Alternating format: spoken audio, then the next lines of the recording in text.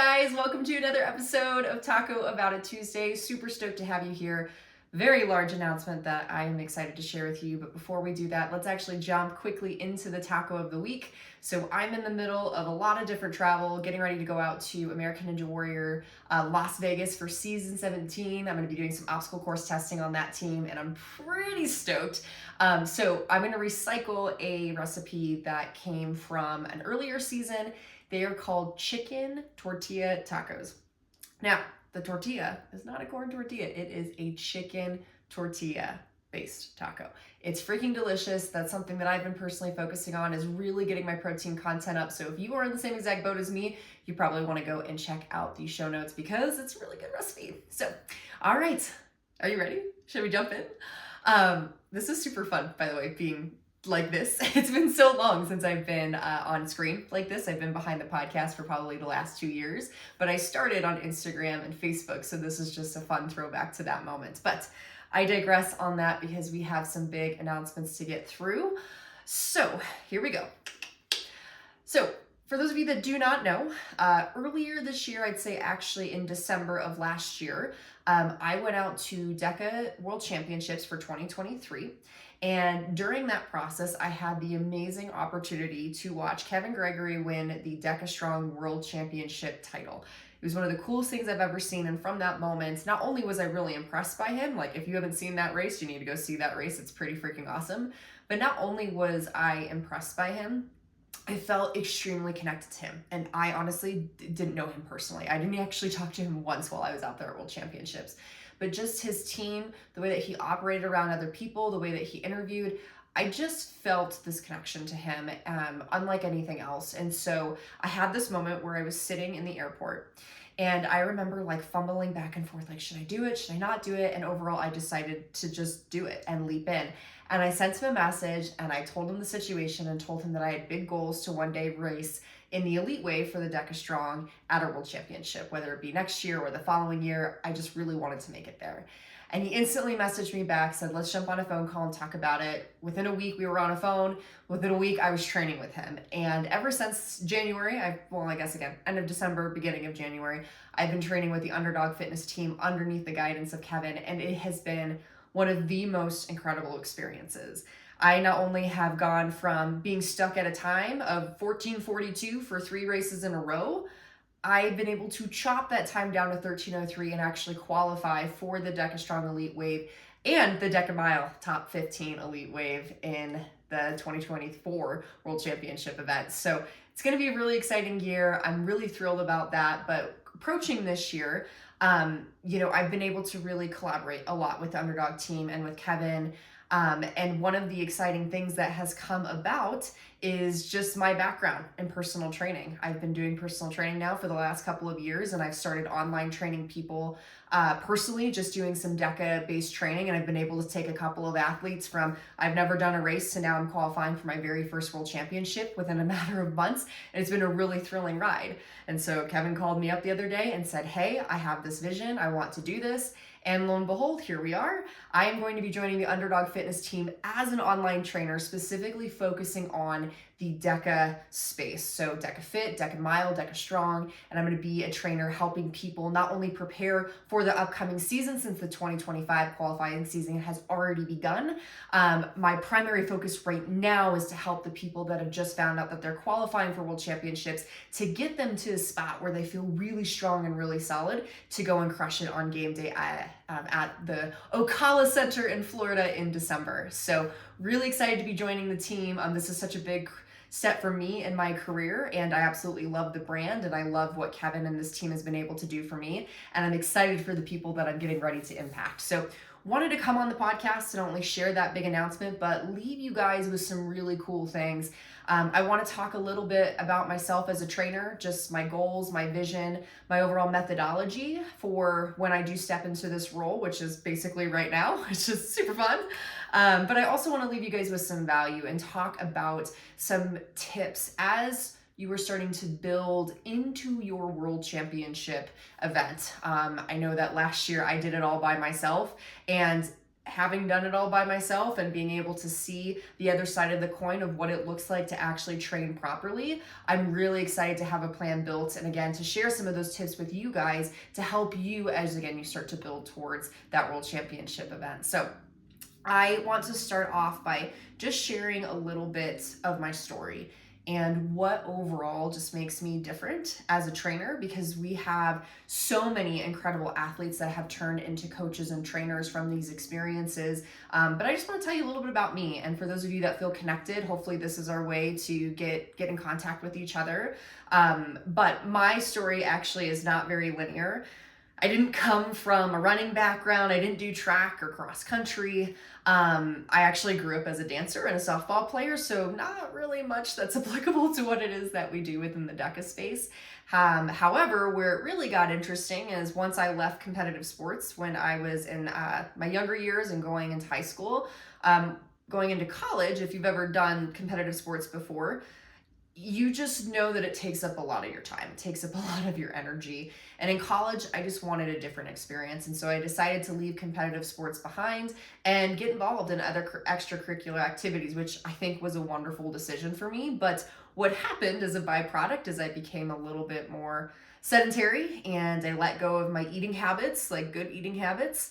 And I just stopped really doing anything for my health. So I started to gain weight going throughout college. It got even worse as I went into my corporate career. I was a professional recruiter for a staffing agency for 4 years. And when you go out to constant happy hours and lunches and you're whining and dining clients, on top of the fact that you're working a million hours and you're not getting a lot of sleep, you're in a high stress situation and then you sit at a desk all day, it doesn't always lead to the healthiest of habits. So I went from being a super fit dancer, softball player to being over 200 pounds and was just completely lethargic and couldn't even get off the couch to go for a walk with my mother when she asked me to on a beautiful summer day. So I'll spare you, I'll say some of the details on some of that, but there were some things in my life where I decided, you know what, I need to get out of this toxic relationship that I'm in. I need to change how I approach my workplace and I need to change how I view myself. And so I started to make those changes and my health came along with it. And step by step, just started off with healthier eating, introduced movement into my life, started to fall in love with the way that I was feeling and the energy that I was gaining. And about a year or so later, I was 75 pounds down. And it was one of the most incredible journeys that I've ever been on in my entire life that taught me so much about myself and has created, honestly, this amazing powerhouse that you see today. So that's really where my story started.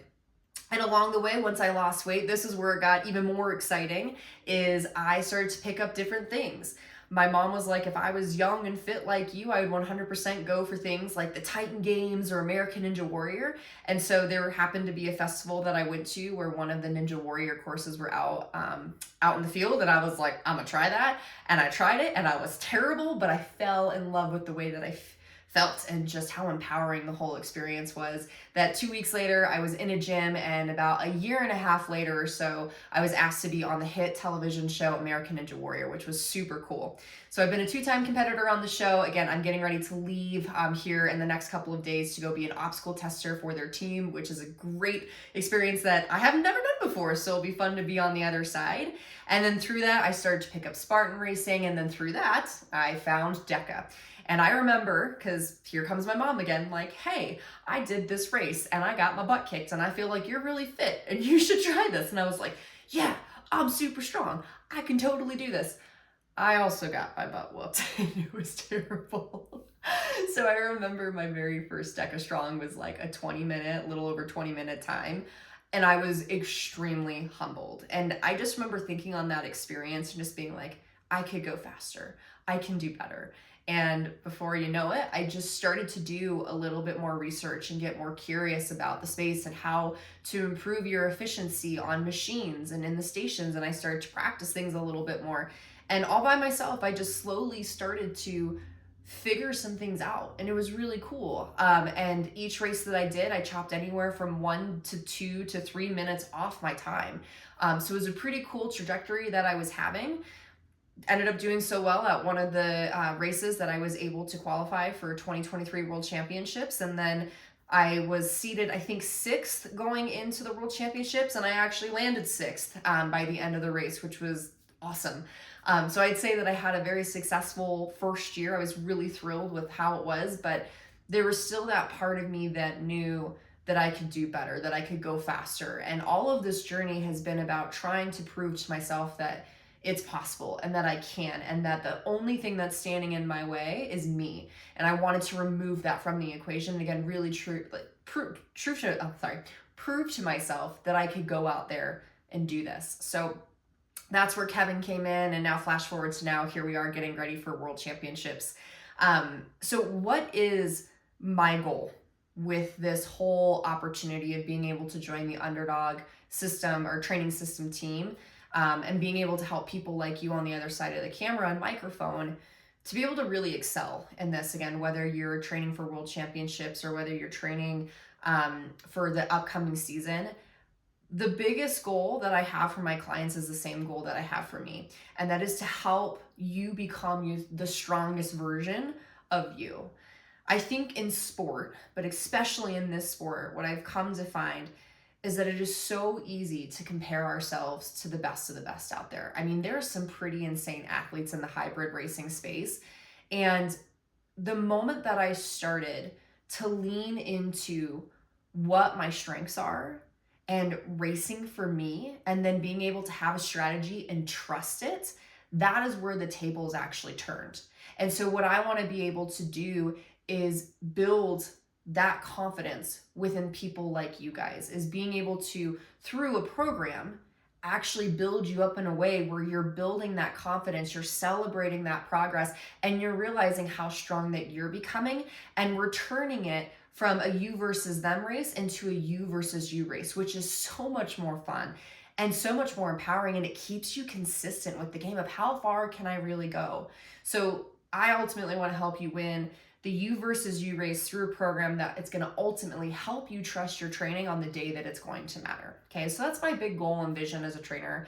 Now, with that being said, I want to leave you guys with some value on this podcast around tips when you're starting to do your build, your training build into World Championships, because there's a lot of ways to go about it. And I feel really convicted to talk about this because last year I did it all alone. I didn't know anyone in the space. Like, I knew some people locally at the gyms that I would go and take random classes at. I knew of them, but none of them were actually going. And if they were, none of them were racing within my age group or were at my level. And so I had to just try and figure it out by myself. And I don't regret it in the slightest, but what I can say based off of what I know now is that there's probably a lot of people that are going to approach how I did the World Championship build last year. They're probably going to try and approach it the same exact way. And so how can we get you to approach it differently, so that, again, when it's time to step up to the starting line, you're not worried about if you have enough in the tank to execute what you know that you can do. You're there feeling totally confident in a strategy, not just saying, I hope whatever happens and it works. You have an actual strategy, and you can trust your training in that moment and let go of the outcome and just be present in the race that you're actually doing. So with that being said, my number one tip for you guys is do not go to the well in every single workout and actually have a solid plan in place. One thing that I did last year is the moment that I found out that I was officially going is I was basically training in zone 4, which is the anaerobic phase. That's what a lot of people call threshold training. I was basically smashing myself every single day that I had the opportunity to, or every day that my body didn't feel like complete crap, which honestly, it started to wear and tear pretty quickly because of the intensity that I was putting in every single day. Doing that is only going to wear you down, and what's going to happen is you're going to hit your peak way too soon, and you're going to hit it in the gym. And that's cool, right? Again, I'm all about like seeing progress, but wouldn't you rather see that progress and have that big celebration moment potentially on a podium at World Championships? I probably would. So by going to the well every single day, it's going to not allow for you to really peak at the right time within your training, and it's also going to wear and tear. So when you start to get to the more important quality parts of your training, you're not able to actually show up and perform those because your body's not in a space to actually do it. So this is a reminder to not go to the well every single workout. And what I want to do is give you some general phases to basically go through over the next several weeks. So right now where we're standing, I believe starting next week, which would be the last week of September, I believe that would leave 12 weeks until World Championships actually starts.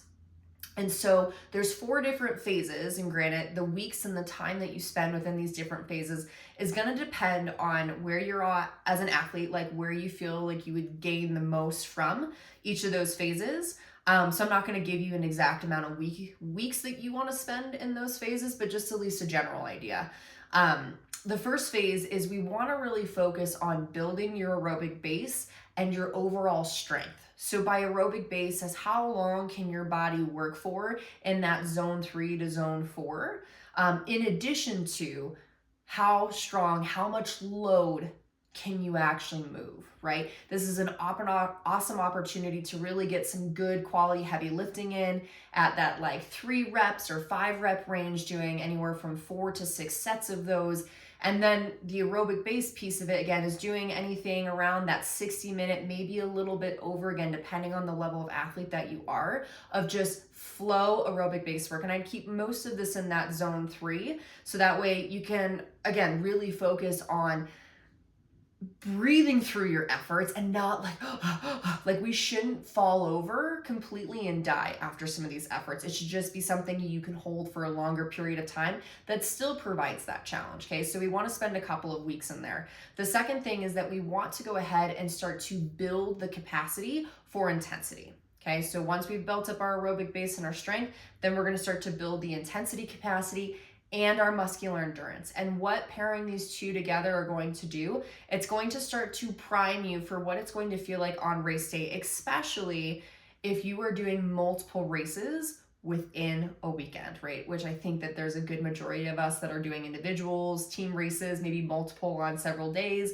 while you're out there. So we want to go ahead and lessen the volume that we're doing. So taking again from that 90 to 60 minutes, lessening it down closer to like those quick choppier workouts, like the 20 to 30 minutes at most, just to get that explosiveness in. And again, really kind of start to work within those intervals, right? So letting the heart rate drop, letting the heart rate come back down, seeing how quickly you can recover at those different intensities is going to be really important during this phase. And then muscular endurance wise, again, we're still lifting weights, maybe not as much as we were lifting them before, because obviously we don't want to be sore every single day that we're training, but being able to do things that are above the 12 rep range, maybe getting closer to the 20, just again to work how long our muscles are working under tension for. The next thing is going to be a third phase that's going to be your sharpening phase. And what we're specifically going to sharpen is the specific DEKA agility, so anywhere from the machines to the actual different stations. And then your race paces. So being able to actually drill in what those race paces are and feel really confident in what those are. Because again, one thing that has really helped me is actually knowing what my race paces are before I even walk into each of my separate races. So that way when I'm going, I can look up at the monitor, or I can go for a feeling of being like, nope, I'm going too hard in this moment, I need to reel it back, or I actually have more in the tank, this is where I need to be type thing. So that's going to be a phase where we start to do actual simulations. Maybe they're partial simulations of a race, maybe they're full simulations. Again, if you're doing multiple races within a single day, it might be good to take a Saturday or some day out of your weekend and actually do all of those races to see what your fueling needs are, to see what kind of recovery you need to do in between, just to see how you feel. And that, I think, alone is going to build so much trust and confidence of having a plan in place. So that way, again, when you get to the actual World Championships, you're not wondering what you need to do. You already know it. It's just simply time to execute. And then your last, fourth, and final phase is going to be your taper. And this is essentially where you're just staying sane, you're getting a little sweat on, because I guarantee a lot of us are just looking for basic movement during this time. So this phase, I think we would want to recommend at least 2 weeks for this, or I'd say right around the 2-week mark of, we're up here and then we want to slowly take it back down to start to recharge those batteries. So that way, when it's time, we can actually execute, and that time would be at World Championships. So that is the first tip that I have for you guys. It's a pretty large one full of awesome things. So hopefully you got something out of that. The second tip that I have for you guys as you build into world championships is you have to work your mental game just as much as you work your physical game. I really believe a lot of the sport is not physical. I actually think a lot of it's mental. Granted, you have to have the physical chops, but you could have the best VO2 max. You could be the strongest person out there on the field. You could literally have the most talent. But if you aren't right in the head, none of this is going to matter. And so you need to train your mental game just as much as your physical game. So how does this actually shake out? The first thing is your workouts, right? Is how you approach them is everything. So actually putting in workouts that allow for you to build your confidence is huge. In addition, the progress that you're celebrating from your workouts or just from even daily wins that are happening in your life, that's going to be a huge thing, right? Of just learning how to celebrate yourself and be happy for yourself. I think a lot of us really struggle with that as we always look for the weaknesses and we nitpick, and as high performers, that's just what we do. But sometimes it's really beneficial to reverse that and instead look for all the things that are happening for us, all the ways that we are showing up, things like that. So being able to celebrate your progress and have something either on your phone or in a book that is your book of wins, of things that you're really proud of yourself for just accomplishing day to day. And then the other thing is controlling what you actually consume, both what you see and what you hear. And that's the environments that you choose to put yourself in, the things that you listen to, the things again that you choose to read. Social media is real, and getting stuck in the scroll is really real. So we want to spend less time doing that and spending more time actually filling up our heads with good, positive things. Because I'll tell you another thing, last year I was so consumed in what my other competitors were doing and how they were training, and I wasn't consuming what I needed to consume in order to make sure that I showed up on race day. Because here's the big thing, you guys, is you can't control how they do. You can't control how they train. In fact, there's a lot of what this race we can't control. But what we can control is how we show up. And that showing up is what we execute physically as well as mentally. And so let's actually spend more time doing that versus, again, seeing what other people are doing and trying to control their specific outcomes, okay? So a couple of podcast recommendations for you, because I have, some audio listeners on here that clearly like to listen to podcasts or listen to YouTube videos, and then some books, because I also like to read as well. So I have both of those for you. So first one I love is Chasing Excellence. It's more of a CrossFit based specific podcast, but they've taken it out of the CrossFit space and have made it more life-based, just for all types of training and different walks of life. So that is one I really like. The High Performance Podcast always have some great guest interviews on there, especially from high performance athletes and people in business. The Nick Bear BPN podcast, I absolutely love the Bear. Is it the Bear Performance? No, the Bear podcast, the Nick Bear podcast, either way, doesn't matter. Go look up Nick Bear on Apple or Spotify and you'll be able to find him.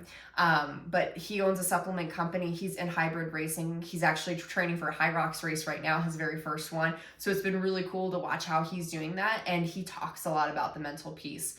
And then the other one that I actually like to listen to is the Whoop, this little guy right here. I like listening to the Whoop podcast because they bring data and facts to a lot of things, especially for women. They've done a lot of research on women in health, women in athletics. Obviously, they talk about men too, clearly. But just really cool research that they do that can help you do little things in your life that will help you level up your game. And then books-wise, Keep Chopping Wood. Choose Strong from Sally McRae. I would also say in the podcast, if you like Sally McRae, please go listen to Choose Strong, her podcast. She's wonderful. Her and Eddie are absolutely awesome. They're just good souls to listen to. It Takes What It Takes was one of the ones that I've read so far this year that I've loved. And I'm getting ready to read The Greatness Mindset by Lewis Howes right now, so I'll let you guys know how that goes. But the final thing that I'm going to leave you with is the third tip for your world championship build. And that is, do not go at it alone. I went at it alone last year without really asking much questions. And while what I was able to do in my first year, doing it alone was actually quite incredible. And I was proud of that. it's such a different perspective that I have now that I'm a part of the Underdog Podium Chasers team, that I've been under the guidance of Kevin Gregory, that I have accountability and training partners here locally in Colorado. It's just been a whole different year for me. I usually don't win things, and this year I've won more things than I can count. Like, I've been on the top of the podium for Ninja, top of the podium for Random Gym Series. Like, I won $500 through the Cirrus Bricks competition here, just randomly signed up for something and ended up winning it and going all the way. Like I said, I've taken a world record this year in the DEKA Strong Ruck, and I've qualified for multiple, in fact, everything that I've raced so far this year besides the DEKA Fit individual, I've qualified elite in every single one of those. So it's just been an insane year, and I want to say that the biggest part of it is because I got out of my own way and I stopped trying to do things alone. And so I think there's a couple ways to do that, right? Again, maybe locally you have accountability buddies or people that are training towards the same goals. So that's a really easy fruit to pick, is go to those people and say, hey, I want to do this build together. Can we hold each other accountable and figure out what's going to work for you guys and benefit you guys? Another thing is network with the actual hybrid racing community. Like, even if that means that they're people from afar, in fact, I recommend people from afar. Reach out to people like myself or Kevin Gregory if you're not local to either one of us. Reach out to the hybrid racing star that you've been idolizing, because I guarantee that they're going to get back to you and they're going to give you the best of what they got. And if they don't, well, no offense to them, that's probably not the people you want to be surrounding yourself with anyway, so it doesn't really necessarily matter. But what does matter is that you actually try and you extend that olive branch out, because what could come from it, just like what came from me, is actually absolutely insane. And that's the last way, of course, that you can, make sure that you don't go at it alone, is you hire a coach. Again, I'm a personal trainer. I thought, I don't need someone to train me. I can figure this out. I was completely wrong. And in fact, by getting out of my own way and allowing for myself to actually be coached by someone, I've been able to even utilize my background that much more and collaborate with him, and now set myself up for an incredible world championship event this year, where I know that I am a contender for some pretty big titles this year. So if you are interested whatsoever in hiring a coach, this is now a great opportunity to do so. And if you felt the spark, if you felt the excitement in this podcast or in this video, you need to act upon it now, because just like the moment, emotions are temporary, they're fleeting, and so we have to act upon it when we're in state. So there's a couple ways that you can do that. First, I offer personalized coaching. So if you're here on the podcast, you can go ahead and go down to the show notes, and you can actually click the link where it says, train with me, click here, and fill out a form, and we can jump on the phone, do an initial consultation call, and actually talk about what it is that you're looking to do within the DEKA space. Again, whether it's qualifying for world championships in 2025, gearing up for that season, or you're actually on the build to the 2024 world championships. There's also a link that's going to be on my social media pages. So if you go to Instagram, you go to the link that's in my bio, that same exact form is going to be there hidden in the link as well. Or if you want to reach out to me personally, again, Kayla Cittadino on both Instagram and Facebook, pretty easy to find, no crazy handle names there. Reach out to me, send me a message, and let's get on the phone. Let's talk about what it is that you're really hoping to accomplish here within the next couple of months. But outside of that, you guys, I am so stoked to be working with the people that are going to come into my circle, and I hope that this episode was truly impactful. If you can do me a favor, if you know people within the DEKA world, or people that you want to pull into this world that just need that extra budge, or need someone to just believe in them, send this episode to someone that needs to hear these messages today. Let's share information to help people. And again, if you connect with them with someone like myself that could help change their life, that's real impact that's being made. But until then, you guys, thank you so much for showing up for you. And I will see you guys next week for another episode of Talk About It Tuesday. See you then.